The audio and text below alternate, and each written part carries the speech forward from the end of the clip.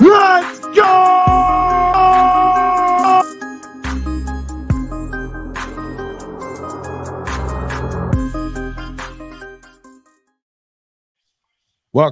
Welcome back to Hall of Fame College Football.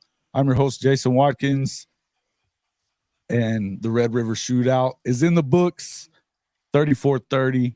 Good guys win it. I see Quentin was already in here talking his smack. You can say all you want, but you lost, bruh.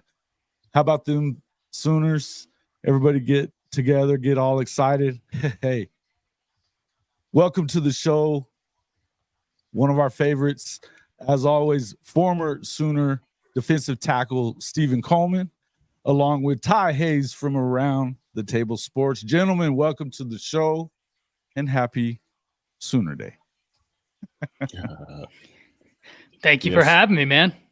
Yeah, absolutely. Steven. Yeah, thanks for having me again, man. Glad to be here. It's a big day. It's a big day, to come in here and be able to get to talk about a game like that. And what a freaking football game. By the way, I'm can't even really dog on Texas. They put a game together. They had some mistakes from Quinn, but honestly, what a freaking football game by both teams to go down there with a minute left and pull off a win like that. That was some kind of way to go, wasn't it? Yes, indeed, man. Great win for them. They came through in the clutch, and I'm proud of those guys. They said they was gonna do it, and they did it. So hopefully, the next year will show some respect for OU now. Yeah, absolutely.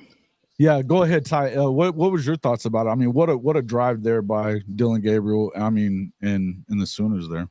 Yeah, I mean, you and I, we actually talked this morning, and you were in my show Monday and on the SEC Connect Wednesday. So you've heard my take going into this game. Look, yeah. I never shy away from the opinions I had because they're out there. I thought Texas would win this game, but you and I talked earlier. I thought that even if Texas won this game, OU is going to show everybody in college football that they were absolutely one of the best teams in the nation. And one of the things that I thought was that Texas hadn't faced an offense this good, right? Like Texas had not faced an offense this dangerous, and it showed. And we're going to get into it, guys, but I just want to let y'all know the play that really stood out to me, because I think it's a play that isn't going to get much love. But it was when Ethan Downs got a sack. And he got up and started celebrating instantly, which I thought was great, right? You're in a big game. You've earned a big play. You deserve to celebrate. But we also know how these refs are. You don't know when they're going to throw a flag or when they're just going to pretend like they didn't see anything. They could choose to throw a flag at the first semblance of happiness, and nobody would be surprised with the Big 12 referees. But what stood out to me is how many Sooners instantly went there and corralled Ethan Downs, tapped him on the head, congratulated him, but brought him over to the side of Oklahoma. That to me was them saying, hey, you made a good play, but we still got a game in front of us and we need to stand on business. We've got quarters left and we're out here to win this. We're not here to win plays. We're out here to win the war, not the battle. And they did. Oklahoma just proved to everybody in college football, they are without a doubt one of the best teams. And I said it in the video I just put out, Brent Venables might be up for Coach of the Year with this turnaround. I mean, it is wild. Yeah, and I think that this, for whatever, you've got a couple of Texas people in here, Quentin most notably in here running his mouth a little bit. But, here's the thing that I would say about the whole, there's a lot of guys that got a little bit of a get back for themselves. Not least of all Coach Venables himself. They come in here last year. He wasn't as Coach V was definitely not as well. He didn't go out to the portal the way we thought he probably should have, right? Because this was a gutted football team. The guys that were left on that defense, you had Stutzman and Woody, and then Billy Bowman, and Bowman had a rough time for a lot of the season. He was hurt, but you probably could have got in there and did a little better on the line stuff. But the truth of it is, and it's like you talked about yesterday, Steven, this is a very tough defense to learn. especially when you're coming from the no think off defense that you had from Alex Grinch. But he still caught all the hell all year long for what was left in the cupboard there, right? Losing 5 games by 1 score, 6-7 overall. Look, a number of things could have turned that season around, but the truth of it is this was not an 11-2 program, as was the narrative out there, right? And so for Coach Venables to come through and to turn it around this quick, you saw a defense. Look, we could argue about this all day long, but I know one thing is that this defense shut down Texas at times that it had to, right? It had to do it. And you got a 4th down stand down there a goal line stand on the 1 yard line. They stop them 4 freaking times. What a freaking game, and then to go down there, you're down, got a minute left in the game. And then you have Dylan Gabriel, who has taken a lot of heat from not just Sooner fans, but all around the country. For him to show up and do what he did today, that's kind of the same kind of deal for him as well. I'm excited for this football team. I'm excited for Coach Venables. I'm excited for Dylan Gabriel. I'm excited for Jeff Lebby. I'm excited for everybody on this team that had to hear the 49-0 bullshit all year long. Yeah, that 49 is nothing. That was an aberration, man. Everybody, if you know rivalries of football, everybody know that's not going to happen again. But sure. kudos to Dylan, man. Like, he came through in the clutch, like I said earlier. It was a 5-play drive on the last drive, and he took him all the way down.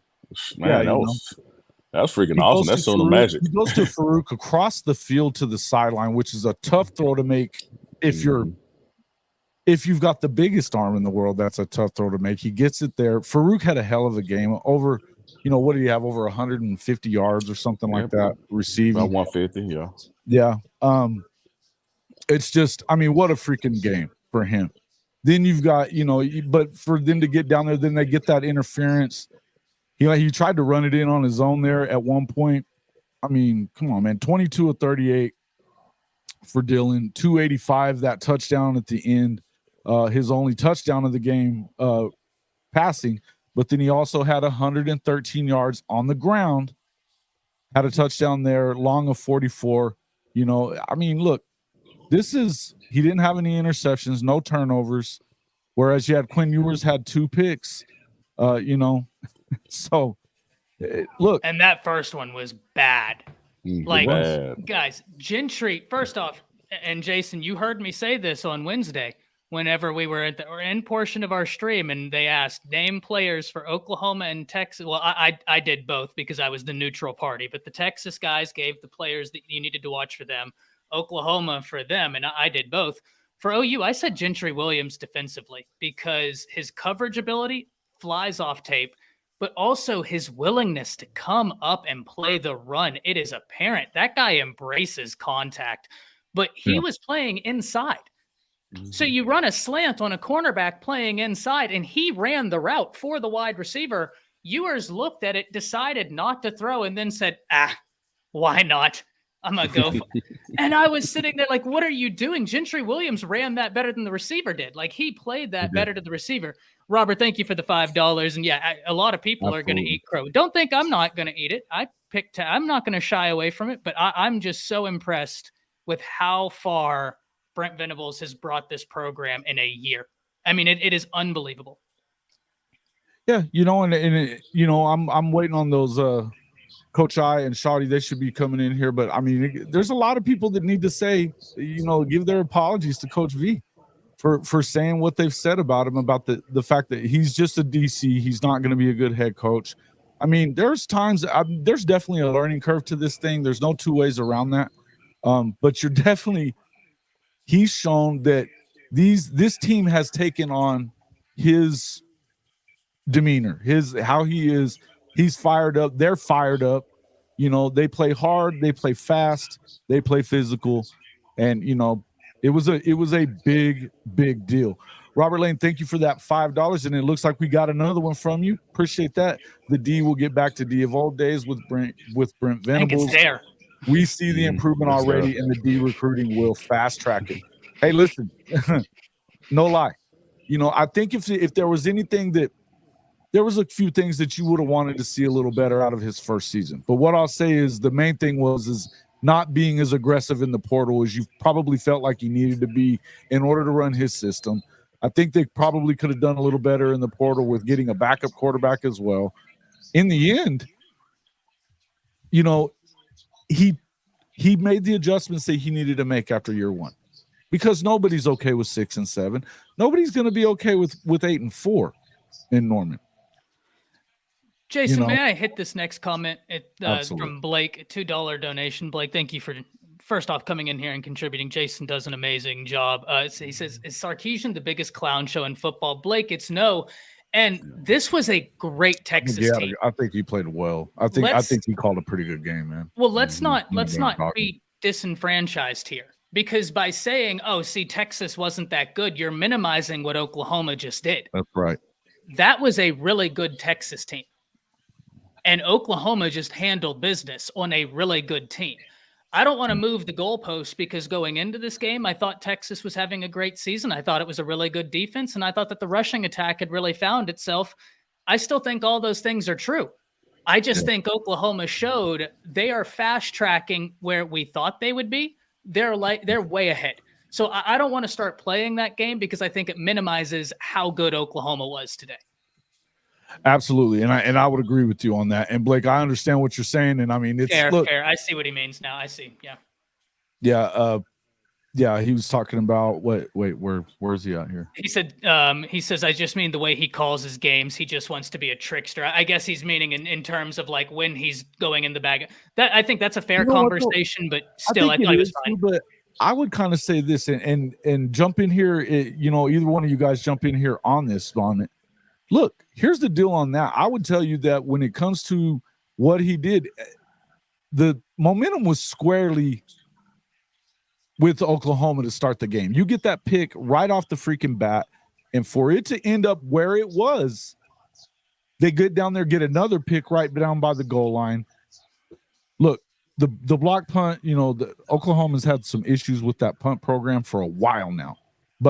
But here's what I mean, in the end, you got to look at it in terms of it was a big deal, man. It was a big deal what they did. For him to go out there and get that fake punt, he flipped that momentum immediately right there, right? I don't know that I was terribly upset with the way that either one of them called it. I almost felt like really I wanted to stop seeing the end around stuff from Oklahoma. Go out there and do what you've been doing, and because they hadn't really been able to stop that, and I feel like still the running game lacked a little bit of oomph. But I'll say this: can you imagine if y'all had the running attack you had last year with how your offense is? Oh my God! For Dylan to go out there and put that team on his back with the running and the passing, I mean, did he put himself in the Heisman race? Let me get to some of these super chats real quick.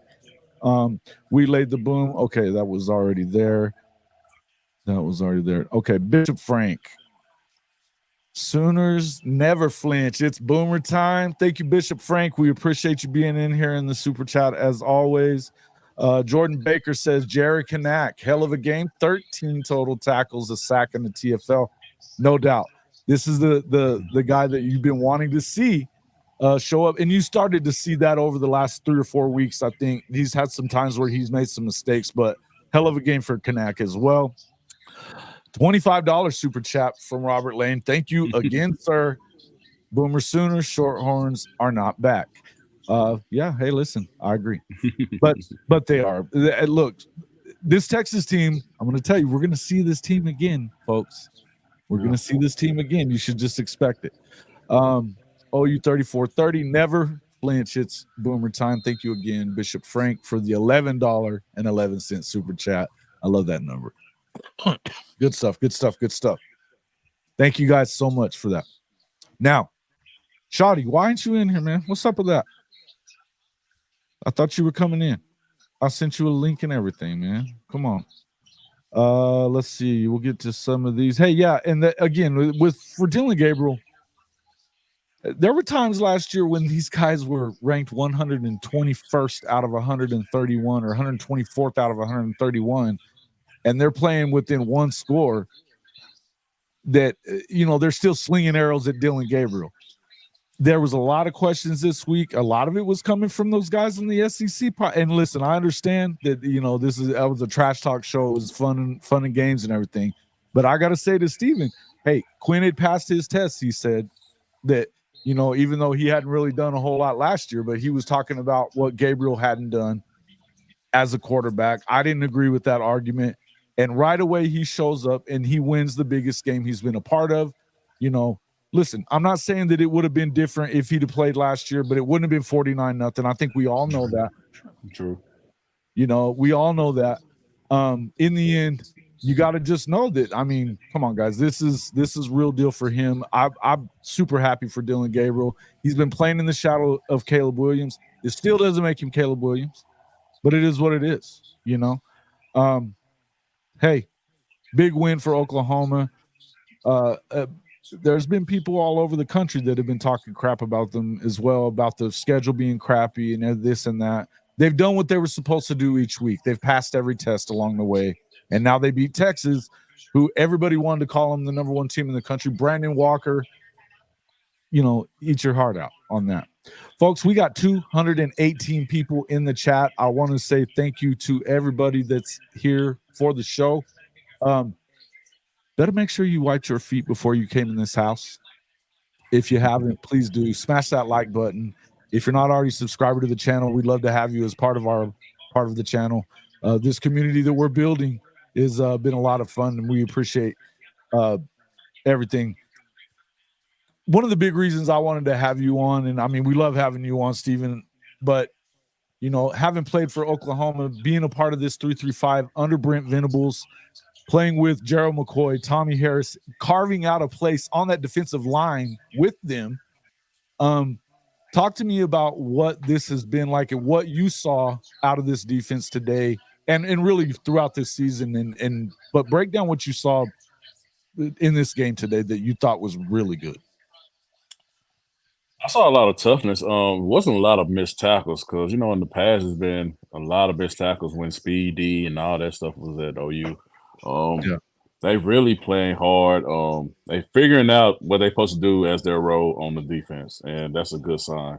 And they just continue to get better each week. I'm very impressed from last year to this year. I'm impressed about it. Mm-hmm. You want to know what I like about this defense, Jason? And a coach once told me this, so y'all might like this. Last year, the defense played fast. They played fast this year as well. But last year, they were making fast mistakes, right? Yeah. One of the problems when you play fast, you can make fast mistakes. That was the Oklahoma defense last year, and a lot of that was just because they were inheriting one of the more complicated defenses. Guys, understand this. Brent Venables' defenses are derived in part from Nick Saban's defenses. In fact, if you look, a lot of their cover 3 formations are identical. The only thing that changes is the name. Like Nick Saban calls it cover 3 robber. Brent Venables calls it cover 3, whatever, right? It's just the terminology, but so much of it mirrors each other. You have NFL players that will talk about the scheme they had to learn at college from Nick Saban is tougher than what they're doing at the next, because that's the type of defense Brent Venables, Saban, Kirby. There's a reason why those guys go to the NFL, and you're hearing them being talked about as guys that hit the ground running when they get to the next level, because conceptually they understand. This year they're playing fast, but they're not making fast mistakes. They are just playing fast. And it shows. I mean, you have a guy who I think might bring home the Butt Kiss Award in Danny Stutson. He is playing unbelievable. Unbelievable. Yes. Out of his mind, right? Out of his mind. He's been all over the place. He made some big plays today as well.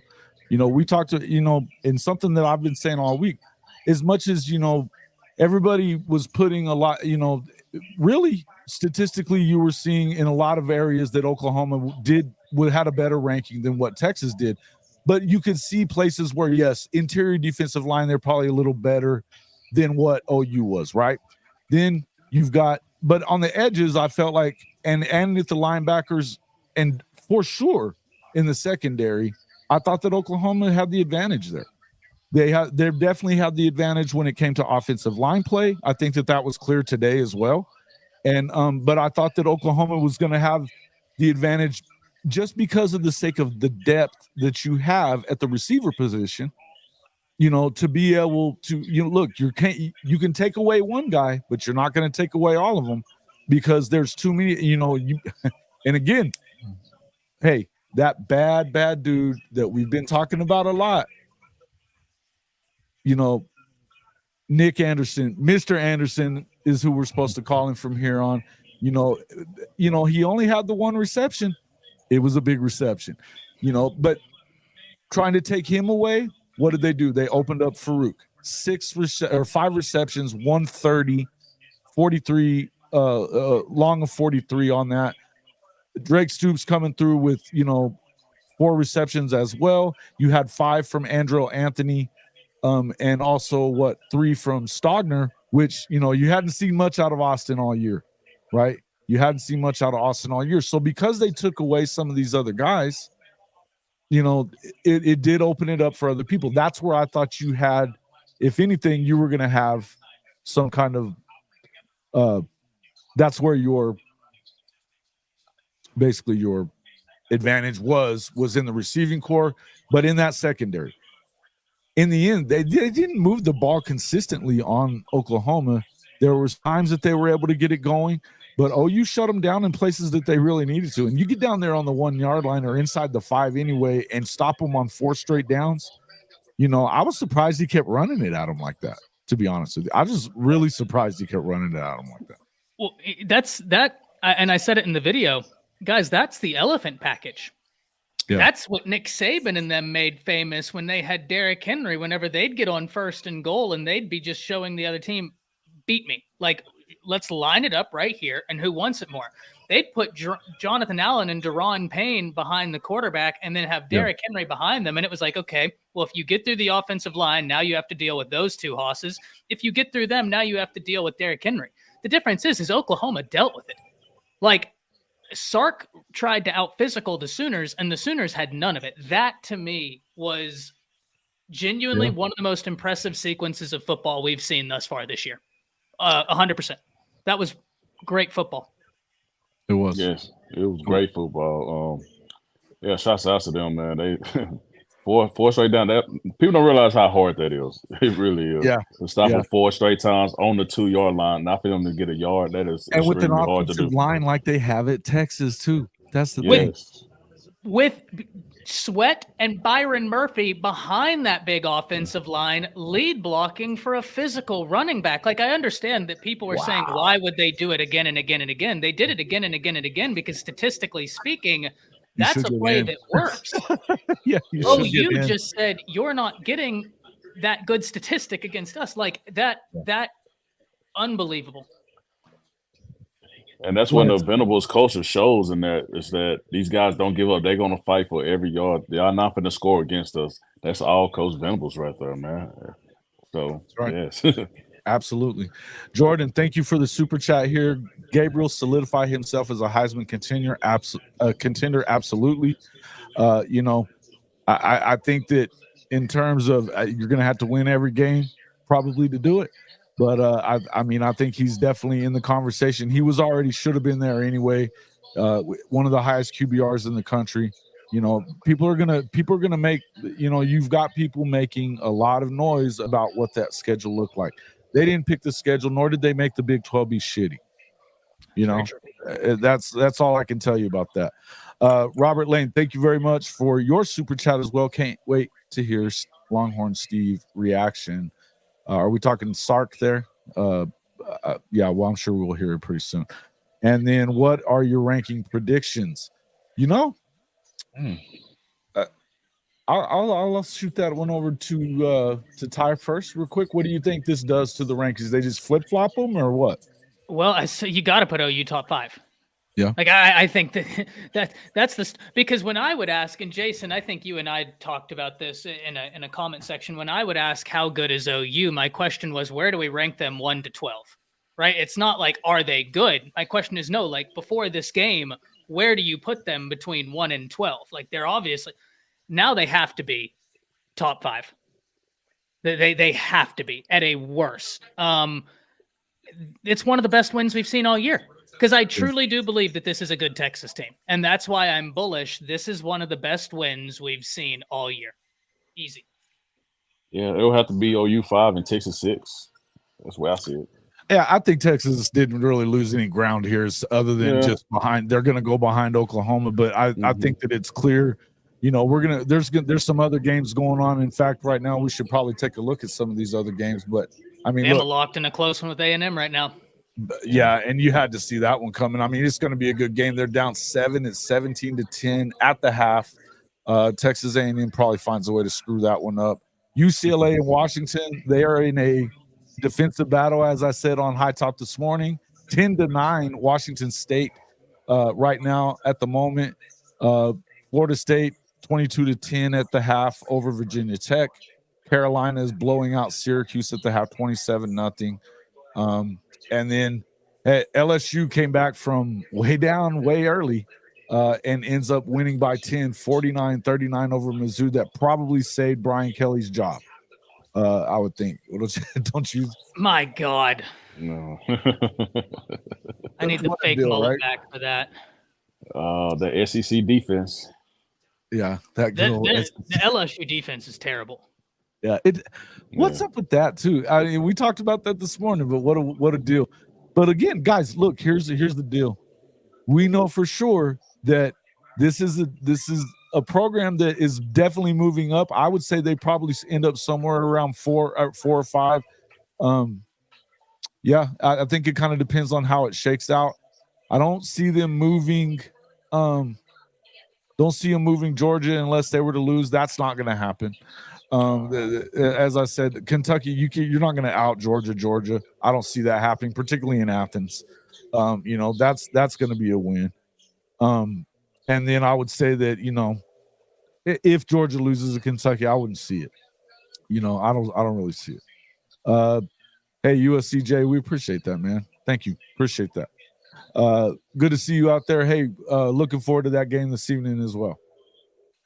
No order. Let's see. OU, UGA, FSU, Michigan, Ohio State. Seems completely reasonable to me. Yeah. Yeah, it looks about right. Yeah. And probably Texas right behind it. I don't think that you drop very much for this. And it's a rival game. Look, I expect this game to come on again. And Coach I was talking about earlier in the year or earlier in the week actually that hey, would you rather win this one or win the other one? I've contended and I've said this all along that I think Oklahoma has to win them both to get to the playoff because of the schedule and all the shit that's been talked about it. I just think that's the way it goes. They don't have to play K-State this year. They don't have to play Tech, neither one of which are playing very well, but they don't have to play them. They do have to play West Virginia, which nobody expected much out of. If they stay playing pretty well and they're able to get a win there, that would be a big. They're going to go on the road to BYU. You don't want to lose that game, and you shouldn't lose that game, but it's a tough place to play, and not many people go win there at nighttime. If they're in contention whatsoever, it's going to be a tough one. TCU at the end of the year at home. Texas either, is there? No, I mean it's luster. If they were to win this that game, it's the rematch of this game. Yeah. Mm-hmm. Yeah, how fitting it is that Texas and OU in the Big 12 championship just to lead the Big 12. How fitting that is. I think it's pretty fitting considering all the crap that's been being talked all year. You got Brett Yormark out there freaking wishing upon a star about Texas Tech. And listen, I think that Tech is better than what they've played so far. But I think that Yormark, I said it at the time whenever he said that out there in Lubbock, that it was a bad move on his part. He put undue pressure on that team. And even if Tech was to go in and win in Austin on Thanksgiving, that was going to look bad. Because it would be bad for nobody was going to give Tech credit, and that's not fair to those Tech kids or Joey McGuire for that matter. I think that you probably keep that in house and give Coach a call and tell him that I expect you to go win it. You don't have to say that in public.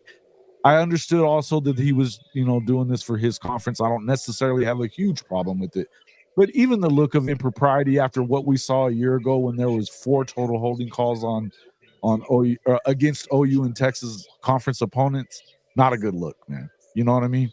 Not a good look. So, and now you're kind of seeing that they're reaping the benefit, or they're reaping the whirlwind of all this shit that's been going on. You've got everybody out there screaming and yelling that Texas and OU cannot meet in the conference championship game on their way out, or it's bad for the conference. Oh yeah, it's bad for the conference, but you're not stopping it. Nope. Not at all. Yeah, well, and look, we have people saying that, debating in the comments, which it's better to win this game or the Big 12 championship game. I think you win them both. But look, if you're Texas, you played a great game, but here's my big question, right? And this is something that Steven addressed me on Wednesday. And Jason, you'll remember this when he said, as Ty references, will Quinn Ewers still be a part-time employee? What I meant when I said that kind of reared its head today. Quinn Ewers has played first-round caliber football against Alabama. We've yet to see Quinn Ewers play that caliber of football in the rest of his games, right? Yeah. And my big worry, games, you hadn't done it, right? I mean, last year his completion percentage was below 60%, and I get it. It was his first year, but there was a massive discrepancy between how he played Bama and how he played everybody else. Furthermore, if we look, I think he's only hit 5 or 6 deep shots this year, and most of them came against Bama. Now, in that game, that Bama secondary is really good this year. He was hitting great throws, but he isn't replicating it afterwards. And that's what worries me. Like, and I understand if you're saying, well, it's the next game that matters. If you're a Texas fan and you're like, you know what, good win by OU, but we need to go in. Boom Time says he was 19 at a time today. No doubt about it. But a lot of those passes were quick completions, almost as an extension of the running game. That kept Oklahoma's defense aggressive. He was never able to successfully test that defense vertically, and that's what I'm meaning. We haven't seen Quinn take the top off of defenses unless it's Alabama. That's something they have got to get down, is the deep ball, because it showed today, if you're allowing the defense to pin their ears back and just go, Brent Venables is going to be completely fine with that. And so that's not to say that Quinn was bad, guys. Quinn 19 and he had a good day, but he had some mistakes, but he played in the middle of all that. He played really, really well. He did, no doubt about it. So I mean, you can say what you want to say about how they played, and here's the other thing I would tell you: when he played bad, that was OU forcing him into that. You can't just give credit. You can't just say, "Well, we played like shit." I don't want to hear that. There's a reason that this defense is a different animal than it was a year ago. And again, look, I said this, I was saying it all week. I don't want to hear about last year and that has any bearing on this game, unless it has bearing on motivation for Oklahoma. Because if anything, it's rat poison for Texas's side, and I think Sark knew that. But if you really think that this is the same football team that you saw a year ago, you don't watch. You're total casual and you don't watch football. That's it. You don't pay attention to what's really happening. And there's a lot, and that doesn't make you, that wouldn't make you very unique, because there's a shitload of casual football fans out there, and even casual college football creators out there as well. There's a lot of them. West Coast, I think you said, come on, Ty, I'm switching up. I was questioning Quinn Ewers' ability to be a full-time employee before this. Jason has heard me give that soliloquy multiple times, questioning whether or not he was a full-time employee. And the reason I bring that up is because I agree. These teams are going to meet again in the Big 12 championship. But if Quinn Ewers has not developed an ability to test this defense deep, I don't think that they're going to win the next time. Because OU just showed you, if you're just relying on the underneath, we're going to take that and we'll be fine with it. That's not to say Quinn played a bad game or anything like that. It's just acknowledging that Oklahoma made Texas play a style that was conducive to what Brent Venables wanted to do. That's what great football teams do. Yeah. And you heard Herbie talking about it a lot, that there was times I thought that for once you saw Sark adjust to some of the stuff they were doing. There were times that chess match that you saw kind of going back and forth was pretty cool, man. It really was. But in the end, yeah, I mean, a lot of people. It's time for a lot of people to. They owe some apologies to some of these guys from Oklahoma, and it's time to start questioning some others on some of the crap that they're talking about. A couple more super chats coming in here. We've got Robert Lane again, my man. It's okay, Drew. We Sooner fans give you a hug if you need it.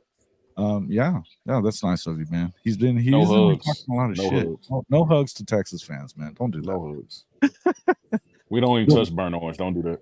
Yeah, SBC Bates says 4 best teams in the country now might be OU, Washington, or Oregon, UT, and Michigan. UGA and OSU need to stop playing with their food.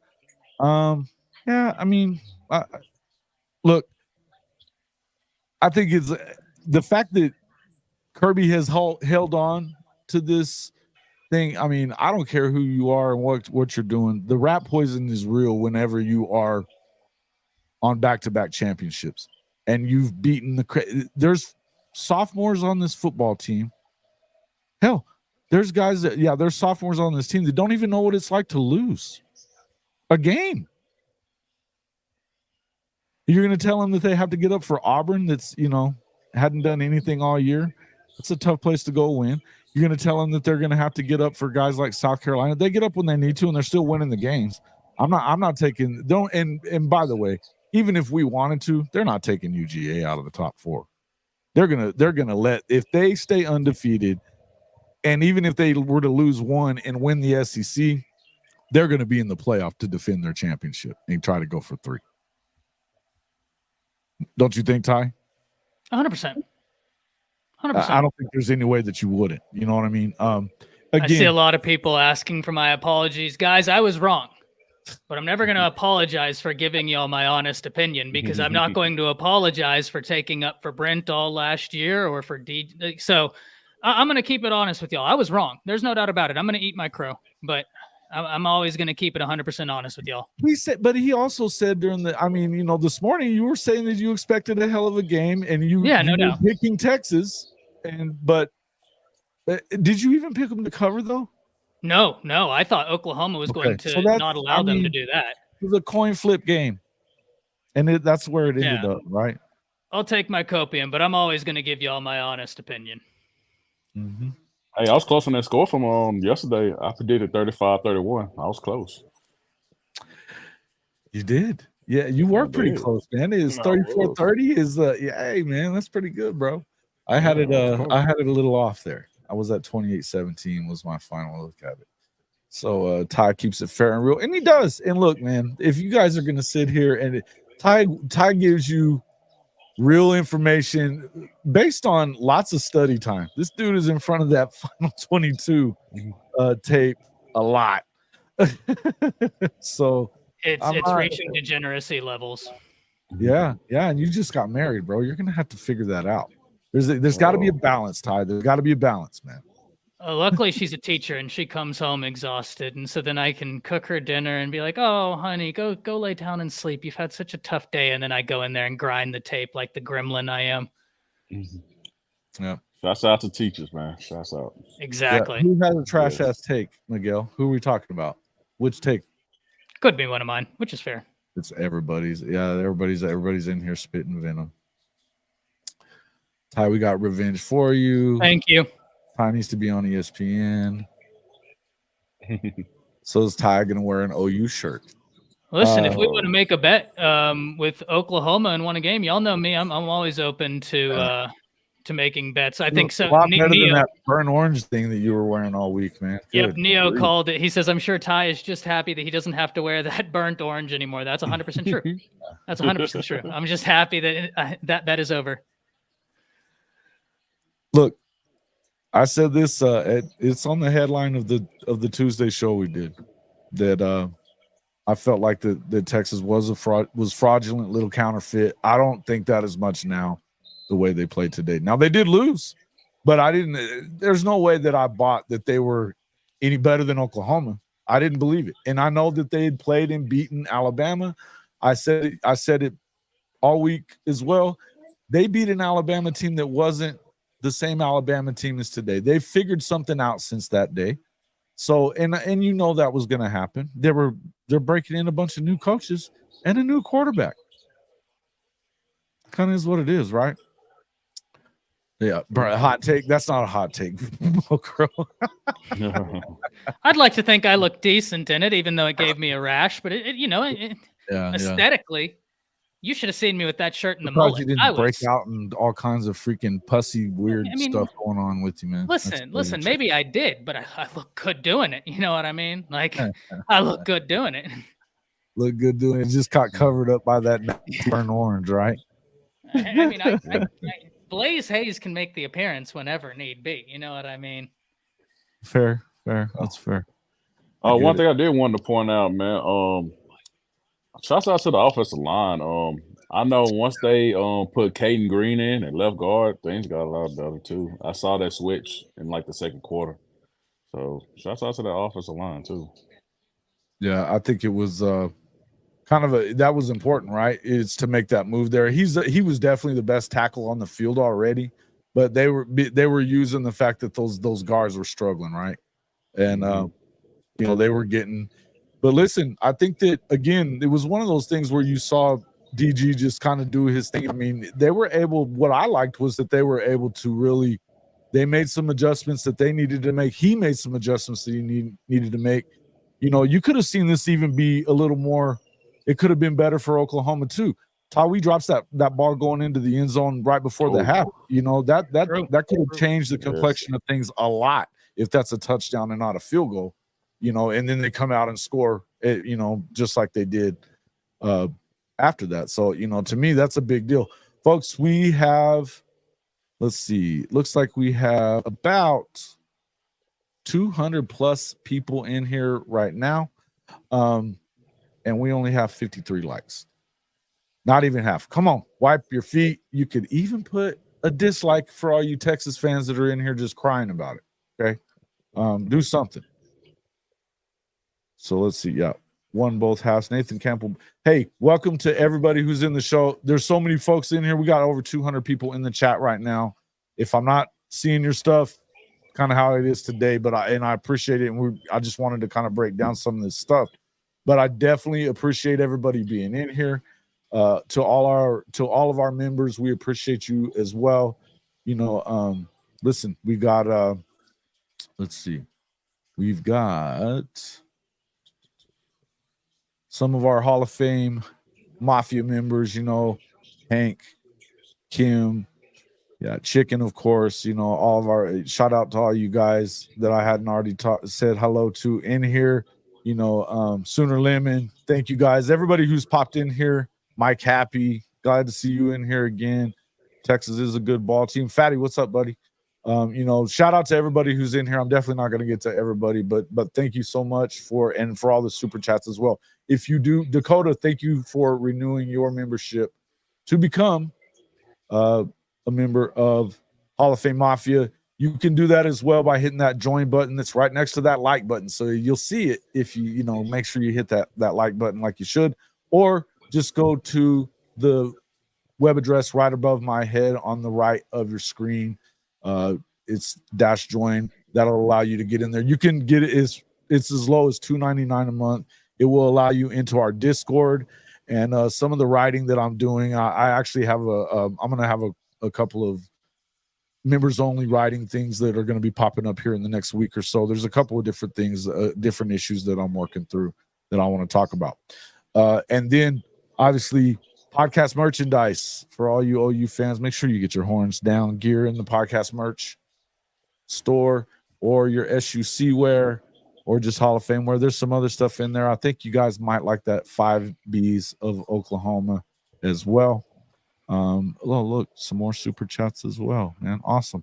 39 to win the game, and you're cool with 3. Fired. Yeah, okay. Yeah, look, I get it, man. But they also got stopped down there on the goal line. Look, you got to try. I don't necessarily, when you got a minute left,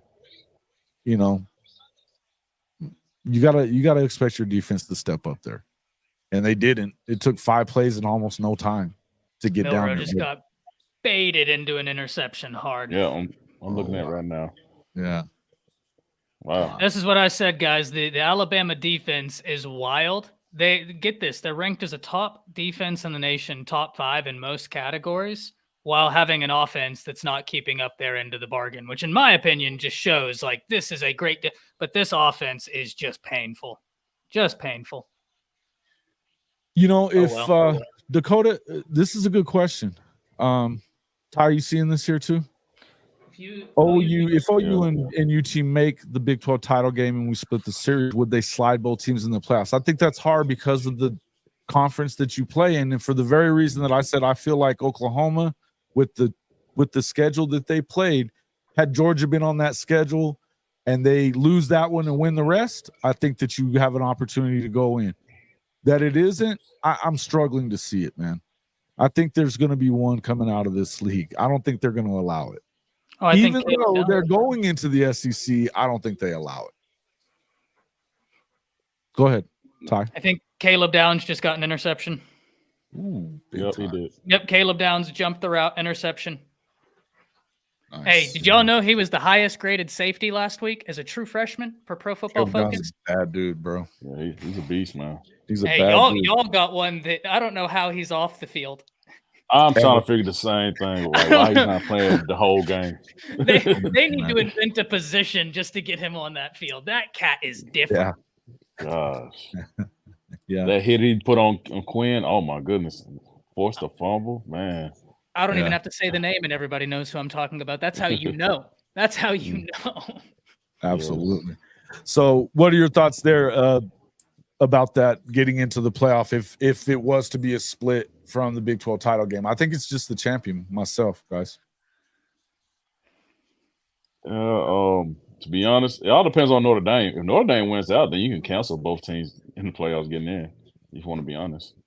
They're not gonna have 2 Big 12 teams in. If anything, it'll be 2 Big 10 teams in, like a Michigan, Ohio State.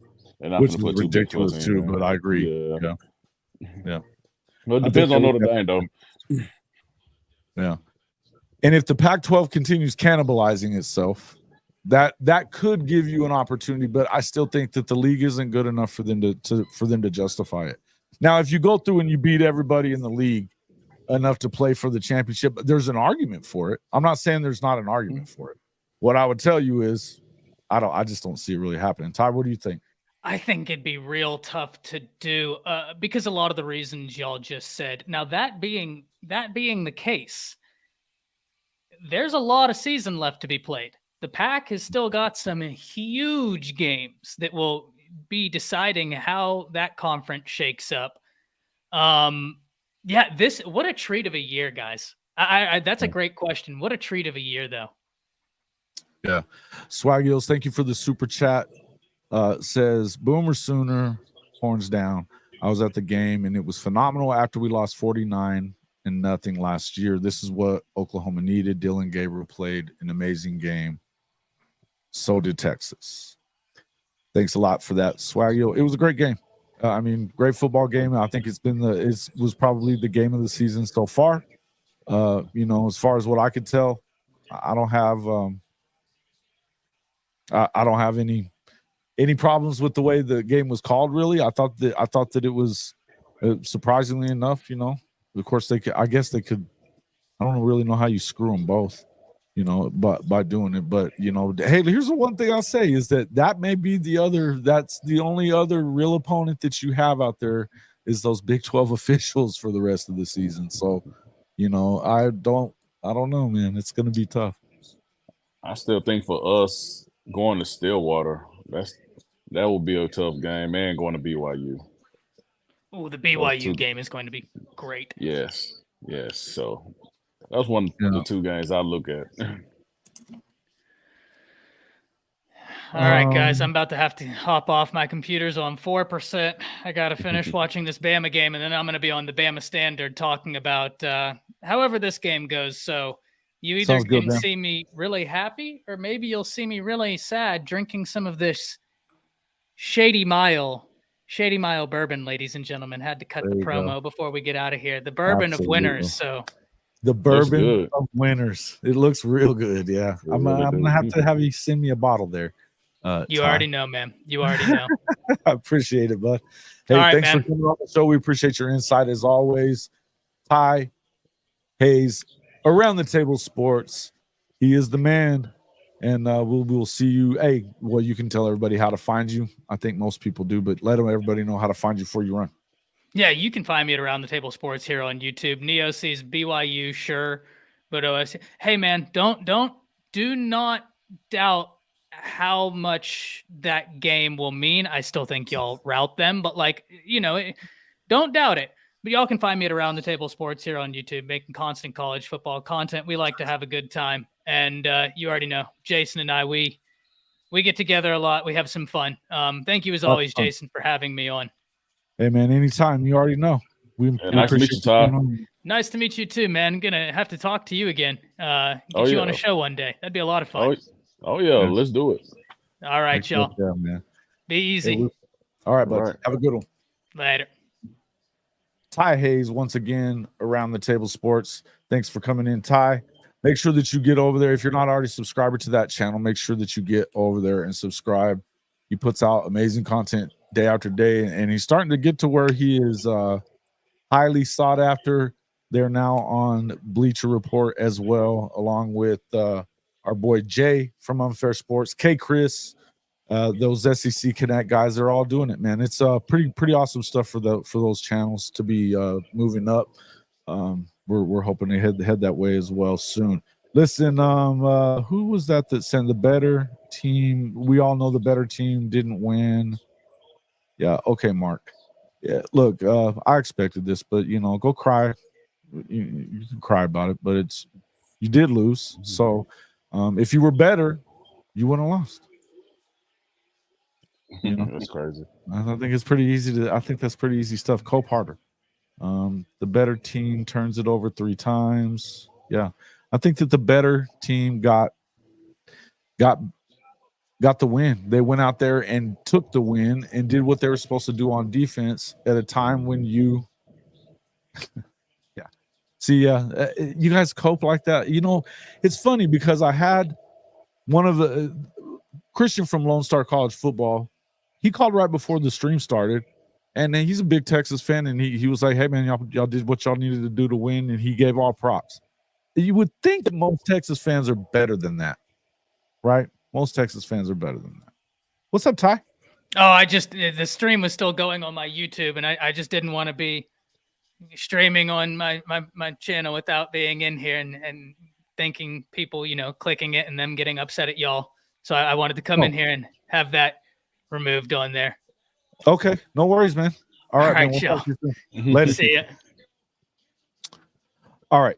So yeah. Bama just scored. Bama just scores. Good pass. Yeah, look, they look real good too.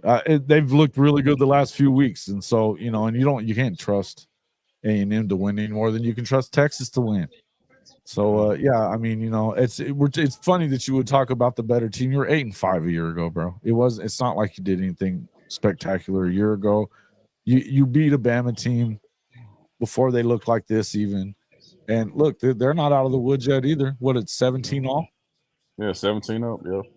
Yeah. So I mean, what are you gonna say if little brother beats them too? You know what I mean? Cool. Man, Texas is a good team though. Like, I don't take anything away from that. That's a pretty good team over there. Yeah. No, look, I think the Texas is good. I think that they played.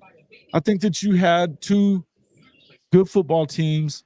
You had a very good offensive coach and a very good defensive mind playing chess today. And, one came out on one side of it. Look, you can say whatever you want to say about it. You didn't come up with the win. You didn't come up with the win. And so, say whatever you want to say. It's all good. But you still got to you still got to hold that L. Yeah, look at him in the comments. All these comments are funny, man. Yeah, they're funny, man. I love our audience. I even love the trolls in there. They can talk all the shit they want to. You're here. It was fine. So yeah, folks, we appreciate everybody who popped in here to see the show and everything. Let's see. We all know. Shouts out to everybody in here, man. Yeah, shout out to everybody in here who popped in to check us out. We appreciate that a lot. You know, as whether you came in through Ty's channel or ours, we appreciate the viewers. If you're not already a subscriber to the channel, I hope you will consider doing so, and we appreciate it. Look, even you Texas fans, you're welcome to be here anytime you want. I was kind of hoping that we'd see Allergic to the Truth, but of course he's not going to be in here. His name is Frightening Truth on here. He's probably, he's probably coping right now because he's allergic to the truth, really. I'm surprised. Hey, I'm rooting for y'all though. Yeah. I'm rooting for y'all to win the rest of y'all game, so maybe we can do it again. So I'm rooting for y'all. Yeah, listen, I think they're gonna, and here's the thing with KSU losing last night to Okie Light of all teams, you gotta wonder who else they're gonna lose to. They've now lost 2 games, one of them being to Missouri and one being to Oklahoma State. You know what I mean? And listen, I know Missouri's a little better than they have been, but they hadn't played anybody yet other than K-State, and K-State now has proven that they're just not that good. And there's some people that really need to kind of, step by. Hey, there's all Shawty. We're going to bring in Shawty to the stage. I guess you came in to say that you're sorry for talking that shit about Coach BV at the start of the year about him not being a head coach. Is that what it is, Shawty? Oh, he got plenty of time to fuck it up. Hey man, I'm just messing with you. Welcome to the show, man. I'm glad you popped in, brother. How you doing? Yeah, man. I'm sorry, man. Trying to get back from campus, man. I started festivities a little early, so you know how I go. Oh yeah. No worries. Good win, man. Good win, though. What's going on, Shawty, man? Nice to meet you, man. What's up, boss? It's nice to meet you, man. Steven Coleman, former Oklahoma defensive tackle. He played alongside Gerald McCoy, Tommy Harris back in those days. So Shawty is a former Georgia Bulldog wide receiver. I think you were class of what, like 2000? Yeah, I finished in 2000. I was 96, though, class of 96. Okay. Yeah. No, for high school, you were class of 96. Yeah. Right. So you're younger than me. Okay. Yeah. See, now, Coleman here, he's a youngster still. Hey. I wish I was still 22. Wow, Mark, you even jumped over from Ty's channel to continue talking that shit, man. I appreciate your willingness to come in here and run that mouth. That a boy. Which team has a better chance? I think whoever wins the conference championship is in it. How much of an emotional toll is it going to take on OU? Y'all going to be able to stay focused and bounce back, keep the momentum going? Well, the good news is, and I don't know why the Big 12 decided to do this, but they got their off week is next week. So, it's definitely comes at a good time. And that the same for Texas. It surprises me that they did that. You would have figured that they were going to put every obstacle in the way for both these teams that are going to the SEC next year. They didn't, but it is what it is. Hey man, we are happy there. Connor, thanks for coming in the show. We appreciate that, man. OKC best Big 12 commissioner in shambles right now. Hoping and praying West Virginia can do something. Yeah, I know, man. You ain't wrong. You ain't wrong. How does Sark take? I mean, how do you take this loss, man? Like, he just can't get over the hump, bro. I'll let you take this, Steven, if you want to, but I think that Sark actually probably coached a decent game. I thought that there was a couple of questionable things but honestly, I think he switched the momentum when it got ugly early by, with that fake punt. That was a hell of a move on their part. And I felt like Oklahoma needed to probably sniff that out. I was thinking about it, watching. I think what hurt Texas is that goal line stand, to be honest. That totally hurt them right there. As good a plays he was calling throughout the game, I mean, could have called something else out 4 straight running plays. I'm just saying. There you go. If nothing else, what I would say is this right here. Do what you've been doing. Put your other quarterback in. Why are you taking the ball from the shotgun trying to hand the ball off when you need 2 yards? If you're going to do that, put your running quarterback in and play 11 on 11. Yep, there you go. Yeah. Sounds right to me. Terrible. But Like y'all say, Sark don't Sark, man. And I'm gonna be honest with you. And you know, I'm taking a little jab at y'all just for the hell of it. But real talk, I really think that he outcoached B for the entire game except the last 2 minutes of both halves. And that's what really counts was the last 2 minutes of both halves. Yeah, you know, Because every time he needed a fourth down, he not only did he get it, he gouged y'all. So it was almost like he just wasn't ready for it. You know, though, one thing I'll say about Sark is he knows how to dial it up, man. He's one of the best offensive minds in the country without a doubt. He was a coordinator at the professional level, you know, he had taken over and they were doing really good things with him until he went back to Atlanta. Went back from Atlanta to Alabama. I don't know. I think that they also they dialed it up pretty good at times as well, where you brought some pressure at the times that you needed to. Look, you definitely weren't going to stop them on every freaking series. You're not going to stop an offense like this when they've got the weapons that they got. Jonathan Brooks had a good game, but looking at the stats here, what did Brooks end up with? He had 129 on 22 carries. You know, look, that's a pretty good day for him. Had the one touchdown. That's the first rushing touchdown they've given up this season. But here's the thing, man. I also think that, you know, when you've got Quinn had those 2 interceptions, that goes to show you that secondary is the real deal. And they were continuing to put pressure on him. He got rattled quite a bit, man. Did you hear me in your comments yesterday? I told you that yours would give your secondary several chances. And I'm going to be honest with you, and I'm going to ask Steven G. I apologize. Let me take over your show. I'm a little tipsy, Jason. Love it. I'm looking at yours, and I'm going to be honest with you. I don't think he reads defense. I know what the stats say, but he never throws the ball. He never throws anybody open. He only hit wide open people. Yeah, I've noticed that because all the plays they're doing, it was like a one person read. It was to the seam route or crossing route or something like that. But I kind of agree with you on that. He probably don't read defense. Yeah, listen, it is what it is. I know that he had the scheme. I think that he made that adjustment early in the game where, you know, you could tell that he was trying to get, you know, he always seems to get to those screens and stuff like that at the right time. When the pressure started getting to Quinn, he was able to kind of, look, and I'm not one of those people that thinks that Sark is that great as far as a head coach is concerned. I think he's a hell of a coordinator.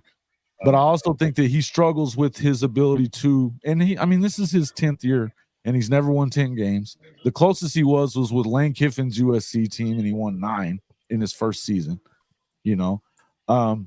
So, it kind of is what it is when it comes to that. But my feeling is that when it comes to, you know, yeah, yours is not the best on deep balls. But look, say whatever you want about the quarterback himself. The guy, he was making great throws against Alabama, and everybody was talking all kinds of good things about Quinn Ewers coming into this game.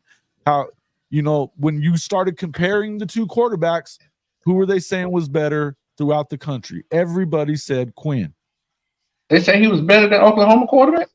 All week long. Everywhere. And you don't even pass. If you're watching like game day this morning, and all the way leading up to the game, they kissed Texas's ass the entire time. It's all it's been. It was one giant circle jerk on freaking Barstool Sports on Tuesday. I'm impressed with the way he spin the ball, man. He throws a tight spiral too. Now, while I will say now he got to learn a little touch here and there, and he might have some problems because of his height. He got to learn how to throw through windows. He's gonna get a lot of balls knocked down. But no, the kid can throw the ball. He got his arm talent. He threw one pass from one sideline to the other one time, and I was like, what? Well, on that last drive, whenever he hit Farouk down that sideline, he was on the across the hash to make that throw. That was a long throw, man. A long throw. It was into the teeth of the wind too. It was a big throw. Look, there's times that you've seen him miss some throws and stuff like that. Today, you can't really say. The guy didn't have a turnover. He's 22 of 38, 285 and a touchdown. He adds 113 on the ground on 14 carries with another touchdown. You know, look. And that touchdown we all had to have. Absolutely. Absolutely. Mark, yours is not the better quarterback. You guys have been saying, when the hell has he ever won a big game in the Big 12? He doesn't do it. He didn't do it against TCU last year. He didn't do it on the road at Okie Light with a 17-point lead. The guy didn't get it done. You can say whatever you want to, but y'all are holding that L. You're holding the L. He got that funny release like Phillip Rivers. That kind of shot put kind of throw. That release. Oh, that release. I know he's a 5-star and everything, but I know we talked about this before, Jason. I think Malik Murphy is better.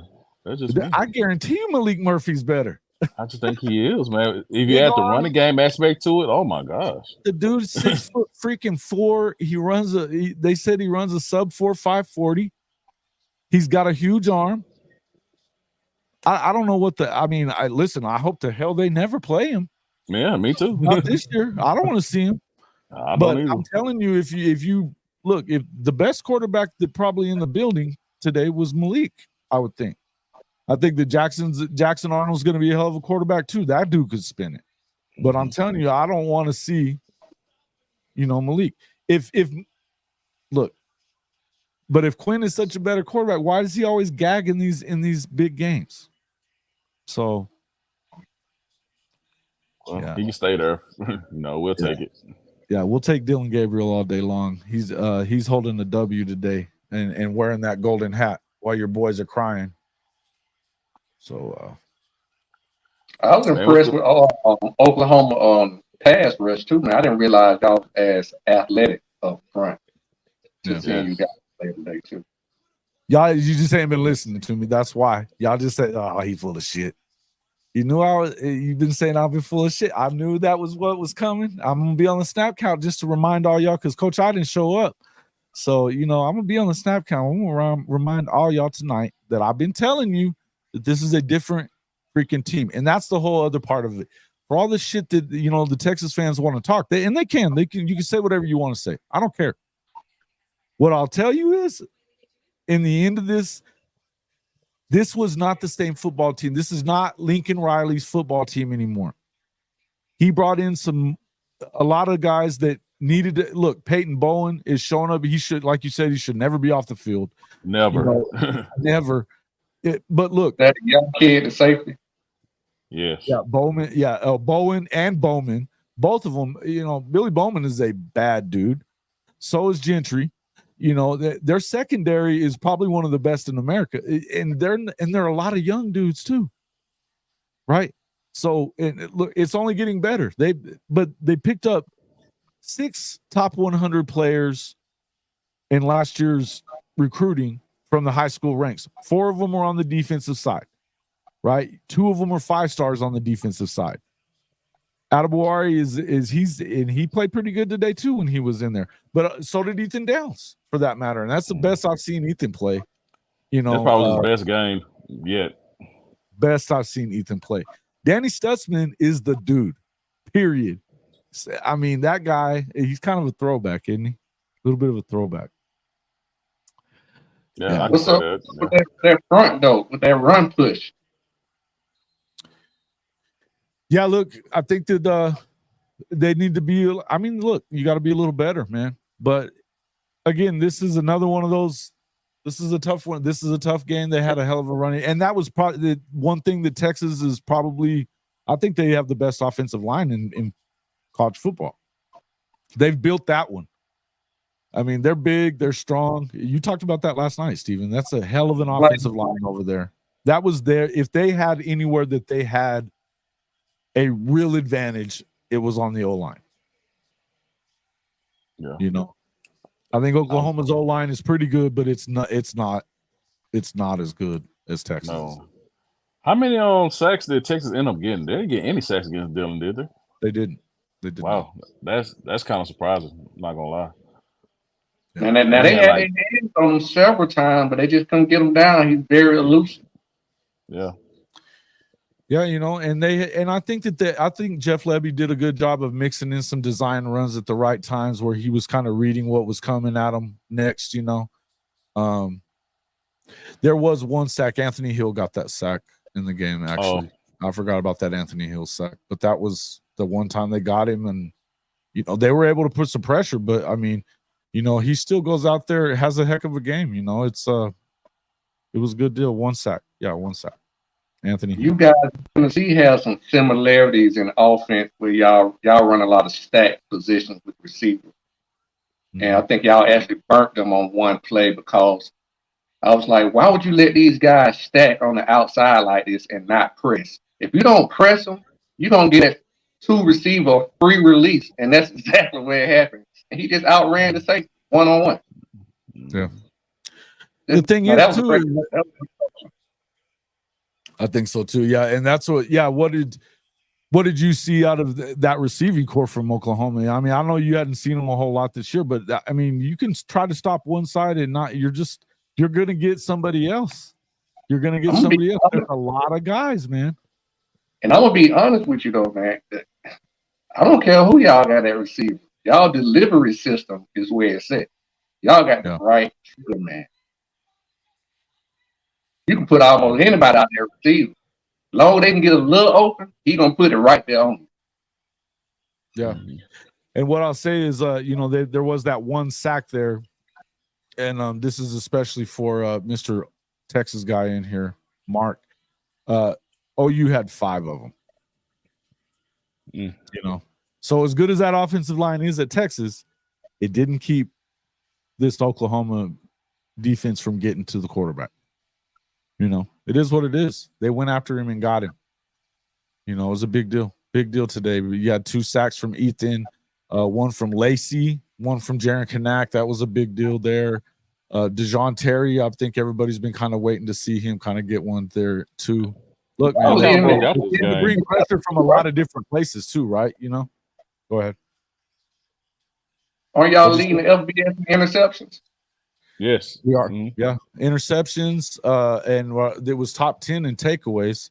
But yeah, they've been getting it done, bro. They've been getting it done and all that. So yeah, again, let's see interceptions. Yeah, they came into it tied with Liberty, but they had 10, and then they of course added 2 more today. They've their third down defense definitely.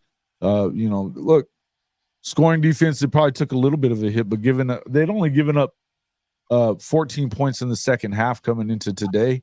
Of course, looking at today's game, you didn't give up a whole lot more in this one. It was 20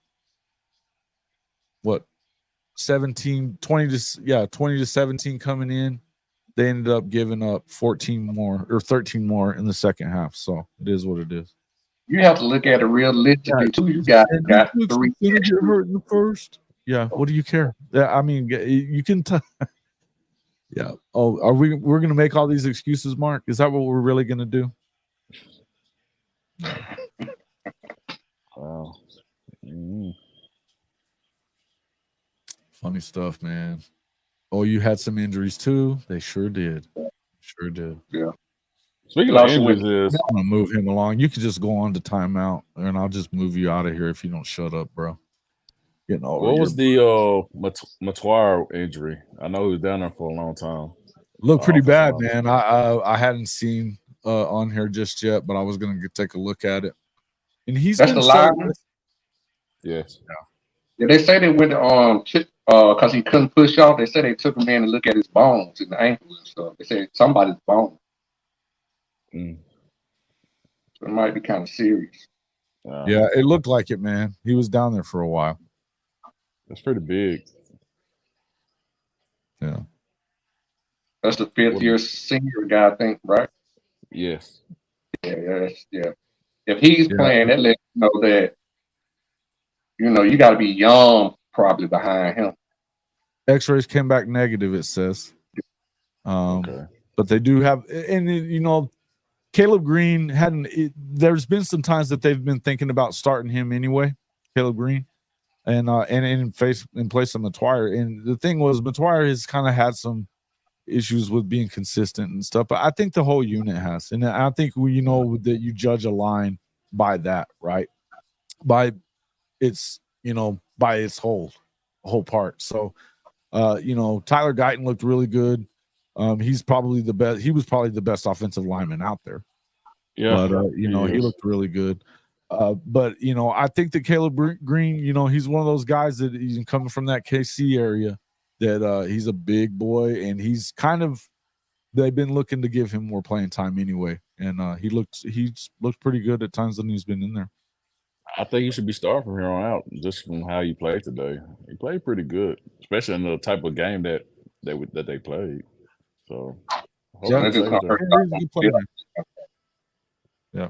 Capo Cranch, congrats on the win today, bro. Now, when we beat y'all in Stillwater for the tiebreaker, we'll play Texas for the title. Oh, yeah, is this little brother? Yeah, this little brother. He's actually one of the very few cool ones in here, and I don't even think he's being real, because he was pretty pissed off that they even won the KSU, because he's afraid that it's going to keep Gundy around. So, thanks for the super chat, my man. If you're going to come in talking smack, at least you paid for it. I appreciate that. Good stuff. Shouts out to him, though, man. Shouts out. Yeah, what's up with the thing is what's up with K-State? How are you going to gag on that one after you gagged at freaking Missouri too? What the hell's wrong with you? It was pretty bad. What are we LOLing about Caden? What about him? Yeah, he was. He's good. Yeah, Gundy for life, Chicken says.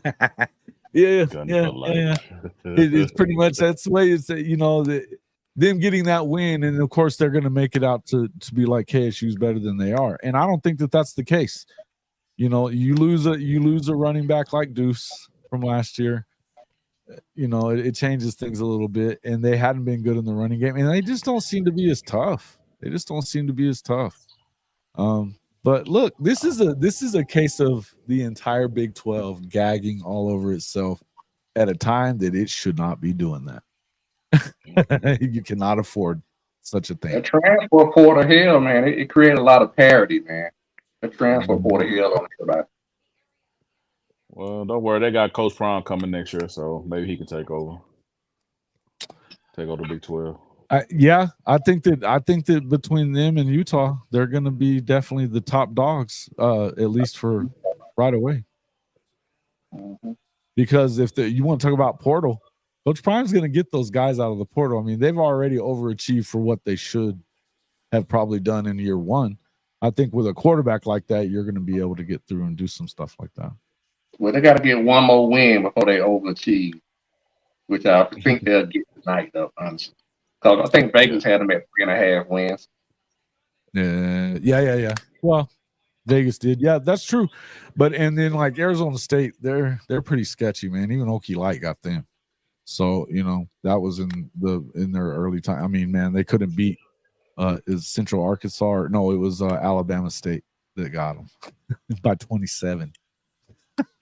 God dang, little brother. I know Coach D better take y'all special team coach out to dinner on next week and have a conversation with him.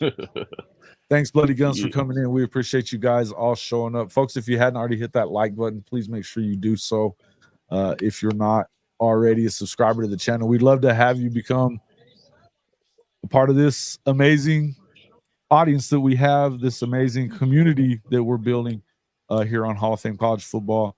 I'd like to thank both of my guests here, Dad Shawty Parker from Respect the Hedges and the Fan Addict Sports Network. Coach I were missing out on today, but we'll get him tonight on the Saturday night snap count. And then, of course, definitely we want to thank our resident Sooner in here right now, Mr. Steven Coleman, defensive tackle, back from 03 to 07.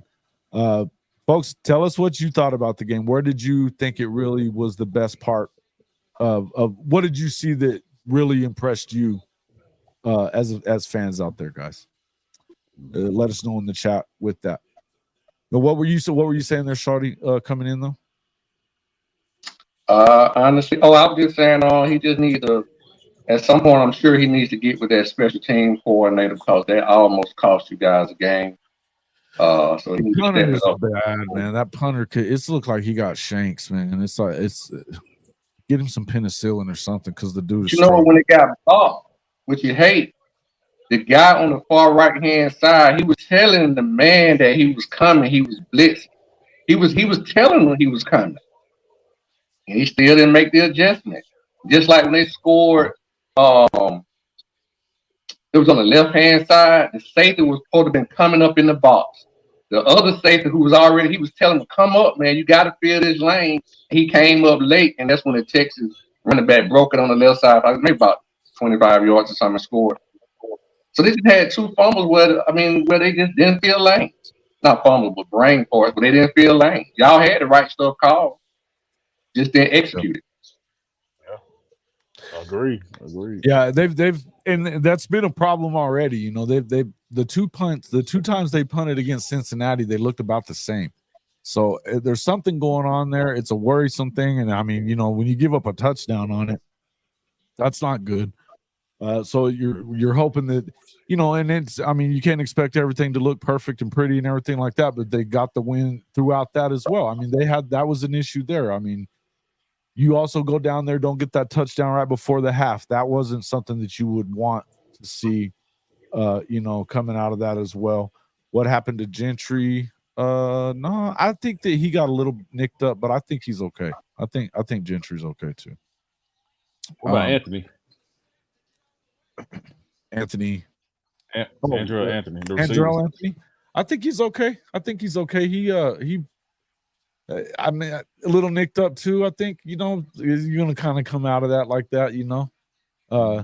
What did your experience in the Red River? What is it? What do you? That's one of the things I wanted to ask you. What is this feeling like? You know what it feels like to get a win, be in a game, get a sack in this game as well. What's that atmosphere like in the Cotton Bowl for this one? It's hectic, man. Everybody's going crazy right now. I know when I was playing, we get back on the bus, go back to Norman, then we driving back to Dallas to go party. Yeah. Yeah, we trying to be part of all the festivities, man. Yeah, no doubt. You know, I got a question. It's Steven, right? Yeah. Yes. I got a question for you. So, and this is what I normally ask a lot of when I talk to other players. Let me ask you this question here. So, you was an Oklahoma player. Oklahoma is clearly a great program. So, coming into Oklahoma as a freshman, what players that you saw coming in at Oklahoma that made you say, "Hey, man, I got to get in this weight room. I got to watch film. I got to do whatever I got to do to get my shit together to get on this field"? What player or players impress you coming into Oklahoma to make you get better? Ooh. Are you talking about me, like my freshman year coming in, or me being as a vet? Right, just coming in as a freshman, you're like, "Hey, man, wow, I didn't know it was on this level. I'm here now. I didn't know he was built like this. I didn't know he was moving like that." Like, what player just kind of made you say, "Hey, man, I got to get shit right to get on the field"?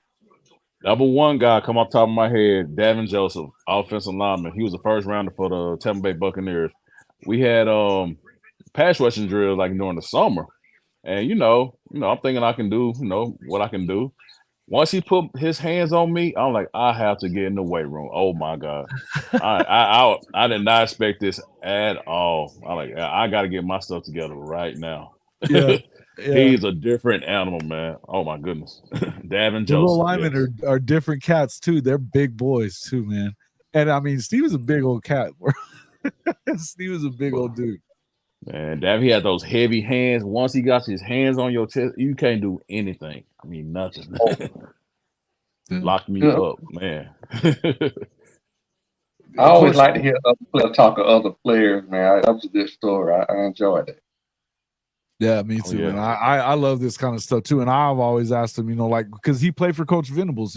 Coach Venables was the defensive coordinator when he was there as well. But then having to carve out his playing time, he came kind of in the in between of Tommy Harris and Gerald McCoy. These are two of the best defensive tackles in the NFL for a long time. You know, I think they're both Hall of Famers, you know. And so for him to be able to carve out some time in there with those two dudes, you know, that means it to me, that tells you that this dude was the real deal. And coach had him at Skyline. He coached he played for Coach at Skyline, so in Dallas. So good stuff, man. It was it's been a lot of fun, man. It's been a lot of fun being able to get to know you and you know, Coach had gotten a hold of me at halftime as well. Said to tell us both, and then after the game, he sent a text, said to tell us both congratulations and everything. So he's excited for us. They test tonight too, don't they? Mm-hmm. Yeah, they got a tough test tonight for sure. They got Louisville, and that was going to be. I think that's going to be a hell of a game. I think that was going to be a hell of a game. Alabama has taken the lead at Texas A&M. It is now 24-17. We are still what? Looks like it's still in the it's in the fourth. 11 and a half minutes left. Yeah. Pretty So good bad so far, though. and they still winning. I know Alabama's gonna be a problem. Yeah. Alabama's gonna be a problem. There's no doubt about it. They're gonna be a problem. If they can, and it looks like to me that they figured out what was going on the offensive side, that was breaking in coaches more than it was breaking in anybody, it seems like to me. Now, Jalen Milroe is not a passer, but neither was Blake Sims. You know what I mean? You know, he wasn't a passer either. Oh, Blake Sims, boy. Play a little bit though, right? Blake could play a little bit though, right? People just trying to, you know, put a square, you know, what they say, a square peg in a round hole. That's what they were trying to do. You just got to play to your guy's strengths. If that's the guy you're gonna roll with, you got to tailor the offense a little bit more towards him because you got a top 5 defense. Mm-hmm. Right. You do. You definitely do. Now, I have a question about A&M. They have all these 5-star defensive linemen. Why are they not playing up to their potential? I think a lot of it has to do. I think a lot of it has to do. Well, last year was offensive problems big time, but now they hire Petrino in there. I wonder how much it is. Look, they still only have 17 points. Now they're going up against a really good defense, but look at what happened to them at Miami too. They got blown out of the damn water. Mm-hmm. They didn't put up anything there. Bobby Petrino don't get held to 17 damn points anytime. Even when he had Lamar who couldn't throw the damn ball. He's a hell of an athlete, though. yes, indeed. Oh my I think God. he'd be a Hall of Famer if he was a wide receiver, bro. You know, I'll tell people, Jackson, but he's not a thrower, bro. Come on now, you know that. To your question, Steven, I tell people this all the time. It's great to get 4 and 5 stars, but you have to get players that are coachable. And Texas A&M found that out last year. They had a max exodus of 4 and 5 stars because a lot of those guys just weren't coachable. They were there for the money. Yeah. So you have to be coachable. You know what I'm saying? Just because you're a 4 and 5 star, if you're not coachable, like you literally have to recruit body types and mindsets now. Right. That's really what it's about. Well, and if you've seen, that's exactly what Coach Venables is doing. You know, they have the money to play the NIL game. They don't want it to just be about the NIL. And you can tell there's some of those kids that's what it is. If you come in there talking to me, and I've heard Jackson Arnold when he was on that show, I forget what his name is. That kid, he used to play college ball somewhere too, the blonde guy. And Jackson was talking about, he goes, you know, I never really talked that much about it with and it never got brought up at Oklahoma. I don't think that it's something that they bring up at the top programs. I think if it comes up, it comes up.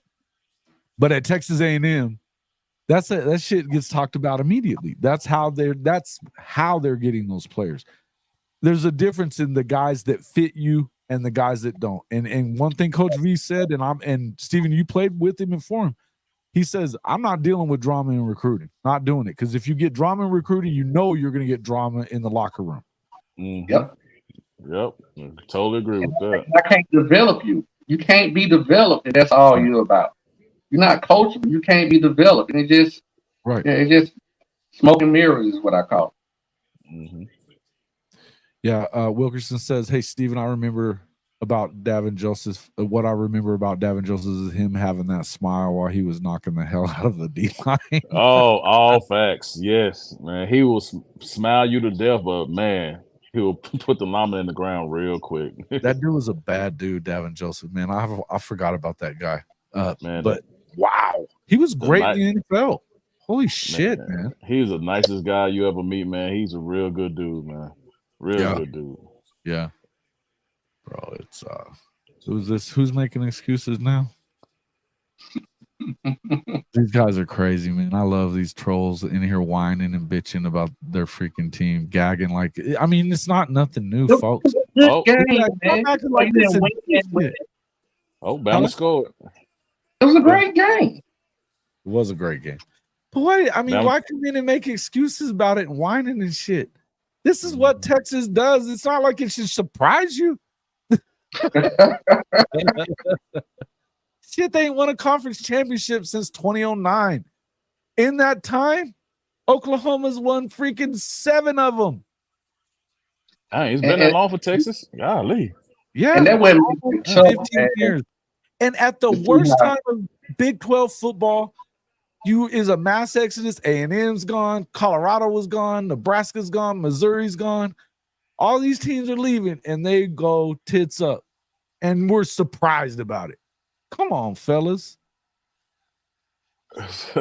So you telling me Baylor won more Big 12s in the past decade than Texas? Baylor won 3 with 3 different freaking coaches, and they ain't won 1 during that time. Okie Light has won 1 since 2009 with Gundy. For all how great he is, they talk about, he's won so many games. Everybody but Oklahoma, he's won more games than. Because he don't play nobody either.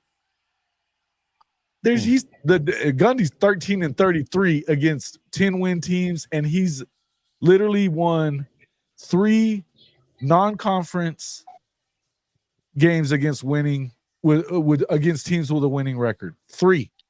Is he the longest tenured coach in your conference? Yeah, he is. He was there when I was playing. Yeah. He's not 40 no more. And he's acting like he's 80. He doesn't want to play the NIL game, doesn't want to play any of the transfer portal stuff, bitching and complaining. But he probably did save his job last night beating a shitty KSU team. Weird. Sound like Dabo. Kind of does. Dabo light. All I'm saying is, if you want some high school recruits to go to Stillwater of all places, you better get in that transfer portal. Nobody want to go to Stillwater. Yeah. Not that little town, no. Everything he does is a little antiquated. It just needs an overhaul, you know? Mm-hmm. Well, you look, he made his reputation off of going and getting guys out of that Dallas area that were, kind of diamonds in the rough, whatever. He would find those guys. He's never been a big recruiter, though. He doesn't like to. And it gives him all kinds of excuses to just kind of win against shitty teams. And then, that's the whole thing. But every freaking time, whether he's supposed to be better than Oklahoma or not, every time they've had an opportunity to win that game, he's literally 3-16 against OU. 3-16. Hey, one of those wins was with Tyreek Hill. What coach anywhere would get away with that shit against not just your rival, against anyone? If you were 3-6, if you wouldn't, I can't imagine being at Georgia and being like 3-6 against Florida, or vice versa, right? Ooh, could you imagine if Billy loses his first 3 to Georgia, which he will probably, and they're already trying to fire his ass. But think about it: you lose your first 3, you're not going to hang around very long. Right. I'm with you. I mean, that's even worse. That's an in-state rival. That's your in-state rival. Yeah. You know what I mean? Okay, yeah. Imagine losing. Okay, let's look at it this way. Imagine Kirby came in and right off the bat lost 2 to Georgia Tech. Right. How would that shit go? Right. Get out. You got to go, bro. You just got to go. Man, I got a question for Shawty, man. Go for it. How is the biggest cocktail party when y'all play Florida? It's awesome, man. it's cool that I was able to meet Jason this year because I mean I watched a lot of other conferences, but meeting these guys this year and just doing a lot of these shows, I had to dig into to watch a lot more film on a lot of more conferences. So it was cool to see what you guys did at the Red River Rivalry. Red River Shootout, man. You just call it. It's whatever. It's very similar to what you guys have. I didn't realize the similarity because we split the venue 50-50. And then we had this huge, which they call the cocktail party. So it's very similar to what you guys have, and with the rivalry between the two teams. It's really just, it's just basically our version of the Red River Shootout, basically. Yeah. The world's largest cocktail party. Yeah. So, Coach, but hold on. So let me ask you: is that game? Is it a home and home for you guys, or is it a neutral site? It's a neutral. It's in Dallas. Okay. Always in Dallas. So, yeah, that's our version. Yeah, same difference. Yeah, it's during the state fair too. So just during state fair, so it's always going to be at this time. Now that the SEC, we're going into the SEC, they'll get to play. Texas will be playing Texas A&M again, which I'm surprised that they really stopped that rivalry for that long. It's been 12 years since they played it or something like that. Oh, that's A&M's fault, man. They don't want to play Texas no more. No, they didn't, and a lot of that had to do with Texas and network and all that stupid shit. And that's the other thing. Texas got more money than anybody else. They have the Longhorn Network that was allowed to go on by the Big 12 and all that other shit. And people want to talk all the crap they want to about Oklahoma. Oklahoma didn't have nothing to do with that. It is what it is, but it's always going to be at the state fair. They just re-upped it, I think, for another 6 years or something like that. I'm hoping that they maybe move it to 2:30 or something, but I know that they're never going to take it to the nighttime because it's a little sketchy around that state fair down there, isn't it? Oh, hard to South Dallas, man. Hard to the hood, man. You don't want to be there. Steven from Fanatic won't acknowledge. Do you guys face the same, I guess, restrictions that we face? That's one of the reasons we want to possibly move the venue, is because when we were doing that game, the home team, you can't recruit. You can't bring in recruits on that weekend because it's not a home game. No, they do. I don't think it's like that. I think they can bring them either way, because I know last year when Colton Vasek, he was committed to OU. He was always a Texas guy. He was a legacy kid.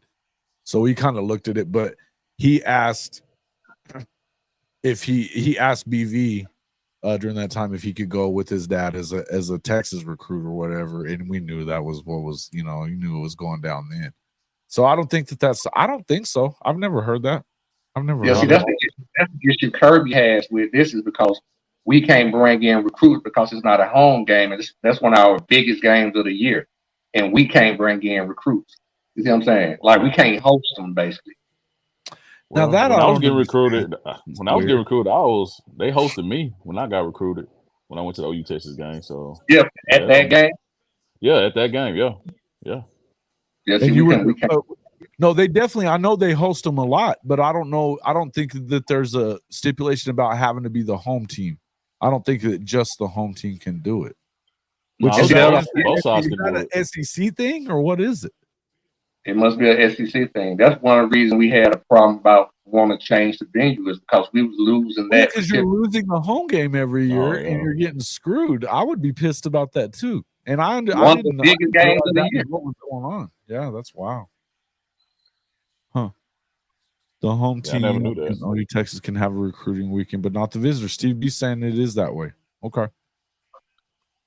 You didn't have it. Okay, that's what I didn't realize that. I hadn't watched Sooner Scoop in a while, so yeah. Okay, cool. Yeah, you got to be the home team. Like, Texas was the home team this year, so they can host the recruits. So next year, OU, they can host all the recruits. But see, you have to look at it from our standpoint. We play in Florida and Jacksonville, so they at home anyway. So that what makes it a little bit different. Because you was gonna lose by 21 this morning, Bumbo. What you mean? Oh, USC fans. USC J popped in here earlier. He didn't come on the show part, but he was actually cool about it. USCJ's cool though, man. He's a good guy, He man. been hiding, man. Huh? I say he been hiding. He's been hiding a little bit. The first 2-3 weeks of the season, Georgia ain't the number one team in the nation. USC playing, they the only team that's blowing everybody out, playing like the number one team in the nation. But I ain't heard nothing from them in the last 2-3 weeks. Yeah. Because they've been sliding down the poles. Yeah, he knew what was up. And I mean, I busted his chops a little bit, but not too much on Twitter a little bit last week. And I told him on one of his videos, he was pissed though after that game against Colorado last week. He definitely was. He should have been with the lack of defense. Bro, and on top of that, how do you it's not even just all Grinch's fault. How do you not run the football the whole fourth quarter when you're up 41-14 going in? Slow it down, yeah. How do you not run the foot? And you've got, according to Pro Football Focus, you got one of the top 2 running backs in the country. Unbelievable. And that's where you're at on it. It's just crazy, right? Hey man, thanks for the credit. We appreciate that, man. It is that's the head coach. Head coach got to make the call. I'll give you that. Huh? Yeah, exactly what you said, Shawty. Exactly what you said. Yeah, the head coach got to make the call, man. Yeah, it does. And hey, Grinch hangs around because he's the bullet catcher for freaking Lincoln. There's no two ways around that shit. He's a high-paid human shield, bro. I said that shit on Tuesday. I meant it. Hey, Jason, we tried to warn us USC fans when they got Grinch. Say, hey, I'm trying to tell you what's gonna happen. We do. Yeah. Shawty, Stephen G says, curious as a neutral party, how'd you like the game? Oh, yeah, like I said, it was a great game, man. It was a great game. I'm gonna be honest with you. You know, I really wasn't. I'm gonna be honest with you, man. I've been so focused on, you know, what I got going over here in Georgia with this Kentucky game. I'm gonna be honest, because I'm really kind of worried about this game. But with that being said, I really enjoyed the Texas game. I was very impressed with really the athletes on both sides of the ball, especially defense. They flew around the ball, and the defenses looked much faster than I thought they would be on both sides. I was impressed with the quarterback from OU. He has a very live arm. Wasn't impressed with Texas quarterback, although he had great numbers. Wasn't impressed with him. Both coaches, I'll be honest with you, I think the first half of the game, it was a bunch of jitters, a lot of emotion. It took probably about a quarter and a half for everybody to settle in, because it was like everybody was just calling. They were throwing the kitchen sink at each other. It was a nice chess match between the two coaches very early in the game until things kind of settled in. So with that being said, just watching the speed of the game and the play, I enjoyed it. I was actually impressed. I didn't expect what I saw. I was impressed. Okay. Yeah, man. I think that they came through today when they needed to. You had a lot of people that weren't expecting. All those Barstool. Yeah, that was, we talked about that too, Bumble. It was they've been even the freaking Aggie was calling Texas the #1 team in the country. I can't wait to see that damn show this week. Yeah. The chick that went to Texas A&M was loving on Texas along with those. I mean, that is a clickbait channel like a mug. That's all that is. I'm about to say, how's that impossible? I've never heard of such a thing. Even if it's true, you don't say it if you're an Aggie. You know what I mean? Like, you would never. Listen, never happen, right? So now that I think about it, let me ask you this, because I got to think about it. Does that give OU the best win of the year on paper? I think right now, I think it was the best game I've seen so far, but I think it was the best win. I think that, although, I mean, I think Texas going into Alabama, I mean, what are they up there? They've just kind of pulled away at this point. No, they haven't pulled away, or have they? What is it? What's the score right now there, Steven? 26-17. They just got a safety, Alabama. Okay. Yeah. So, yeah, I mean, you could argue Texas, except for I don't think that Texas played the same Alabama team that now exists, right? But I mean, there hasn't been a ton of like real crazy upsets. I wouldn't think. That Duke over Clemson looked good at the start of the year. I don't know how great it is. The FSU win over LSU looked better at the first of the year than it looks now. you know. But yeah, and I think that this is definitely the most competitive game we've seen. I think the turnaround is what's special to me. I think the fact that you look at this is a team that was 124th out of 131 in total defense a year ago. They're leading the country in interceptions. They're top 15 in takeaways. They're number 2 in scoring defense in the country coming into this thing. You know, they're getting pressure on the quarterback. They weren't high on sacks, but everybody was in max protection for most of the way, you know. And actually, we did see Texas go into max protect because of that today as well. That's when you kind of started seeing them be able to move the ball a little bit because they weren't handling that pressure very well either. So for as good as that offensive line was, you know, I think that Oklahoma's D-line, they ate today. So they did what they needed to do. Yeah, I think it's the best game that I've seen so far, you know. And again, I don't know how much I believed it. I'm going to tell you, I didn't believe that much in freaking Texas to begin. Even if they'd lost this game, if Oklahoma would have lost this game, I still probably wouldn't have believed in Texas. They're going to have to show me that they could win 10 with Sark, period. Well, Texas had so much the better roster. Well, I think on recruiting numbers, yeah, because you're looking at he's a year ahead of that. They haven't dipped in the portal as much, and then they went out and got AD Mitchell. I mean, AD's a bad dude. They've got, you know, yeah. I mean, as far as like recruiting numbers are concerned with the Stars, I would agree with that. But they do that every year. You know what I mean? And their roster's always like that. What Oklahoma's always been able to do is find the right guys. You know, they're not always.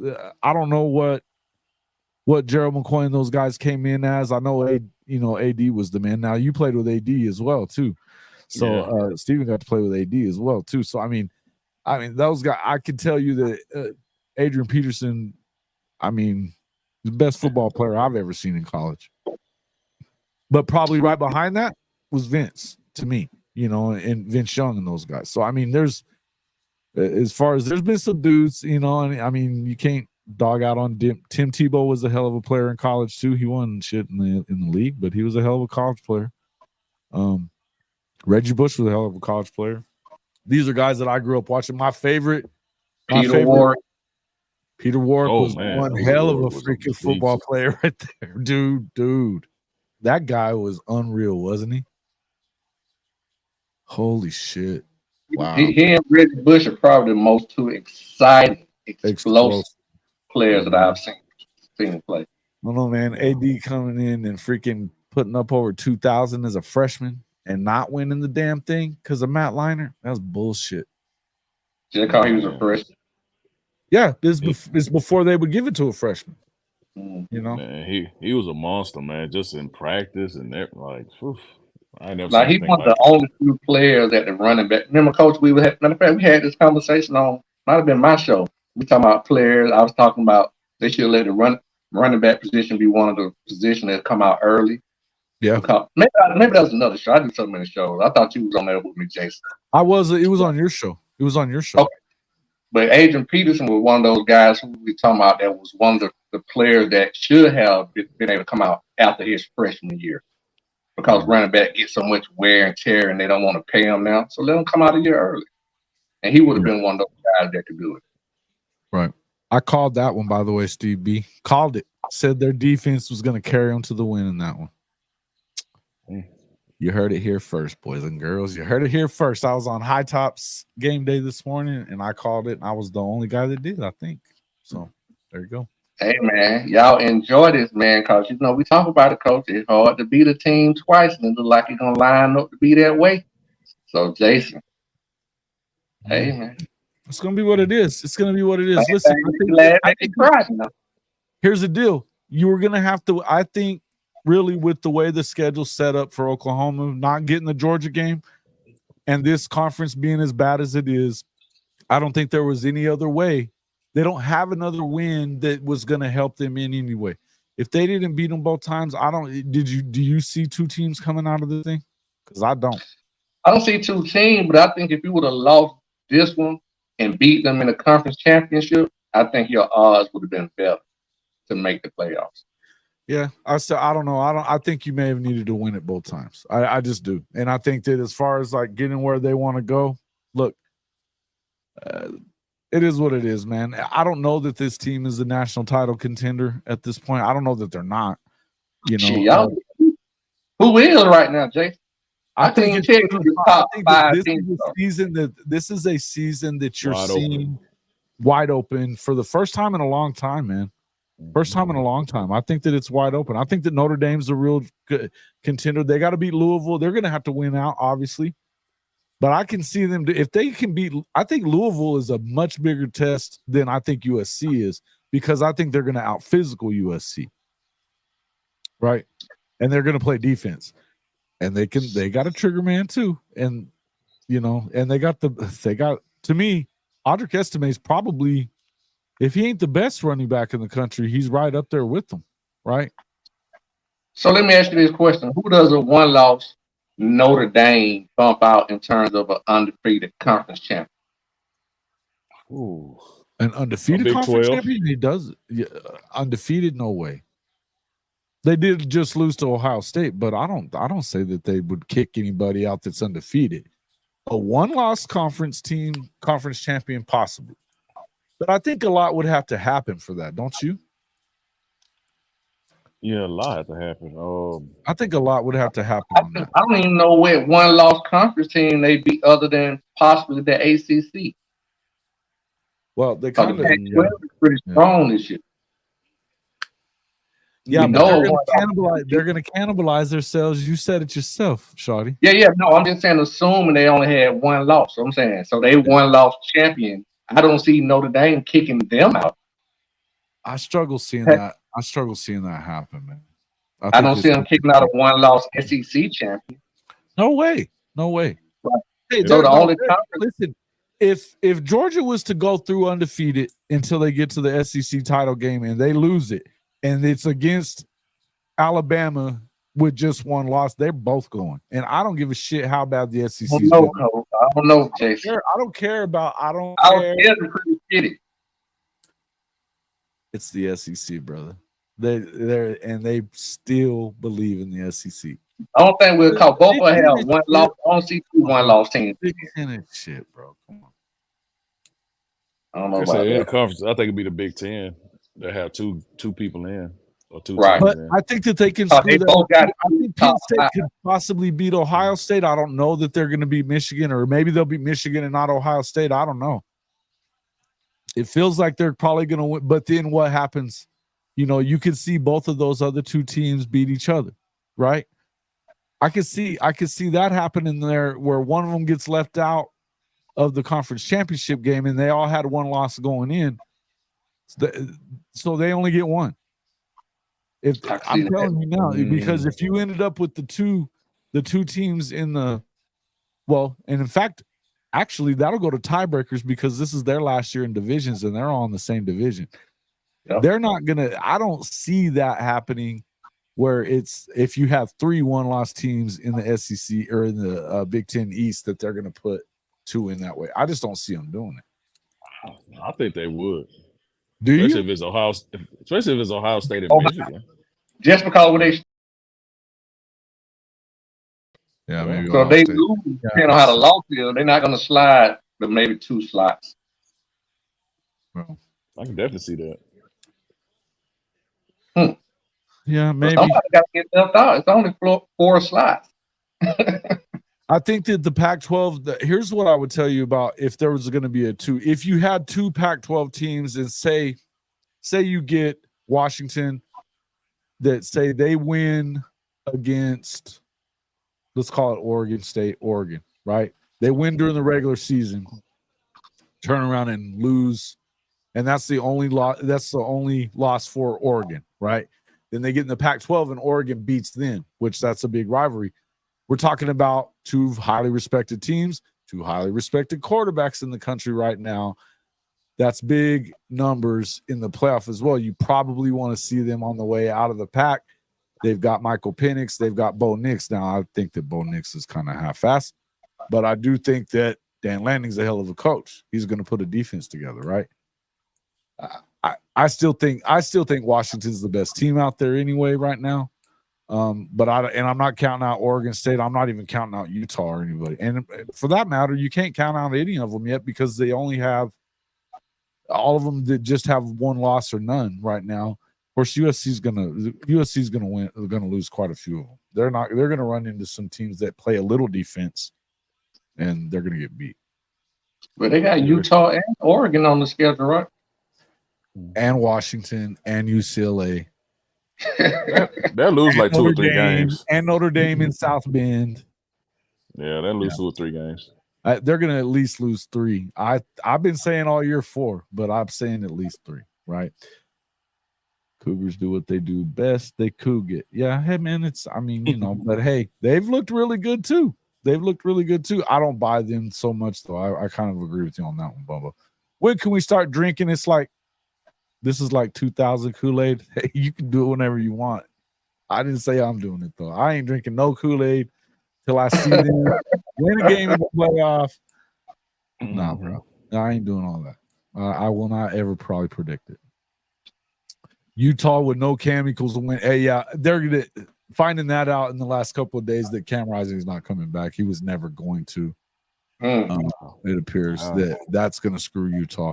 But hey, listen, they've only got one loss. They've only got one loss at this point, to Oregon State. And, we know that they play good defense, and they got a trigger man now too. DJU, man. He's out there doing his thing. But, guys, we've been going for a while here. I got to get off here. But, hey, everybody be happy about what happened today. I'm excited about what happened today. There's a lot of football to be played yet. They're not out of the woods. Now the next thing is for Oklahoma to continue to do their thing, right? You got to see them continue to do their thing, grow from week to week.